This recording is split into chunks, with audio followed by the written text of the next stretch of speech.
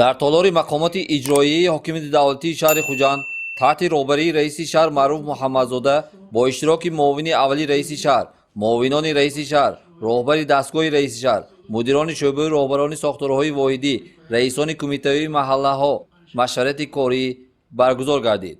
раиси шаҳри Хуҷанд Маъруф Муҳаммадзода нахуст таваҷҷӯҳи иштирокдорони ҷаласаро ба иҷрои дастуру супоришҳои ироанамудаи асосгузори сулҳу ваҳдати миллӣ, пешвои миллат, президенти мамлакат муҳтарам Эмомалӣ Раҳмон зимни сафари корияшон ба шаҳри Хуҷанд ва ифтитоҳи якчанд иншооти ҷашнӣ ҷалб намуда, аз ҷумла таъкид дошт ки ифтитоҳи иншооти таъиноташ гуногун барои шаҳрвандон ҷойҳои нави корӣ ва шароити арзанда муҳайё намудааст.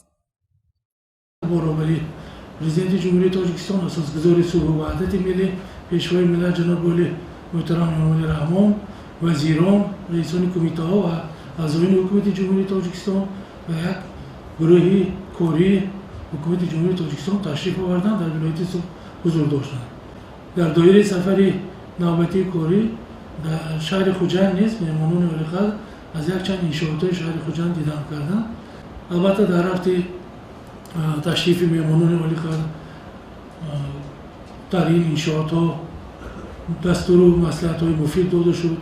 корхонаҳо дар сатҳи баланд ифтитоҳ ёфтанд. меҳмонони олиқадр бо сатҳи баланд қабул ва гусия кардем.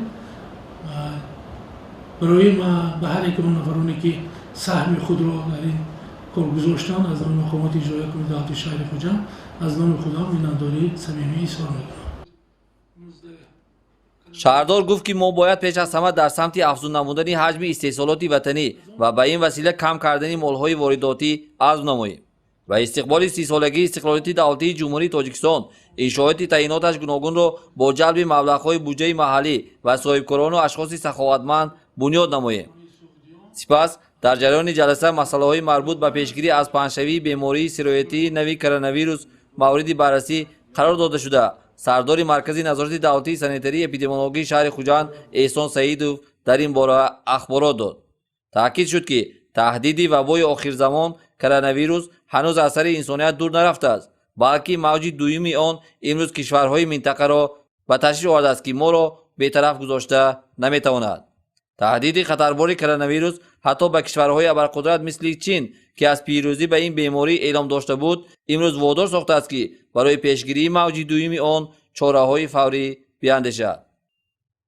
таъкид шуд ки роҳи асосии пешгирӣ аз гирифтор нашудан ба коронавирус худмаҳдудкунӣ ва эҳтиёткорӣ аз ҷониби худи шаҳрвандон мебошад. вақте ки чораҳои худэҳтиёткунии мардум, яъне бастани ниқоб ва тоза собуншӯ кардани дасту рӯ ва дигар чораҳо андешта шудаанд, ҳолати гирифториҳо ба ин бемориҳои хатарнок кам мегардад. раиси шаҳри Хуҷанд Маъруф Муҳаммадзода аз риоя нашудани реҷаи ниқобӣ дар шаҳр изҳори нигаронӣ намуда, онро хатари ҷиддӣ ба шаҳрвандон унвон намуд. لیکن ما باید راه پیشگیریش اول بزرگ کنیم. مسافه باید چند قدم باید باشد. چخیل دستشون هر روز تست شده ایستان به ضرورت کوچک نبرن. دیگر مسائلی که الان توصیه های وزارتی تندرستی پیشنهاد کرده است، همین چیز اگر ما رعایت کنیم پیشگیری کرده میتونیم. جمعش رو ما به ضررگردانی کوچه‌ای میکنیم، جای جانشینی آدمایی میکنیم، این خودمون مقامات میکنیم. لیکن اگر هر یک از خودش احتیاط میکنه مدانی اکثر رفته بسته یا دسته بوده شده مانده نمیتونه. اینو فهموندن نکن مردم. таъкид шуд ки бояд ҳамагон ҳамарӯза ҷиҳати фаҳмондани моҳияти риояи қоидаҳои бедоштии тибқи тавсияи вазорати тандурустӣ ва ҳифзи иҷтимоии аҳолии ҷумҳурии Тоҷикистон фаъол бошанд. бахусус нақши раисони кумитаи маҳаллаҳо, фаъолон, омӯзгорон дар ин раванд хеле муҳим аст.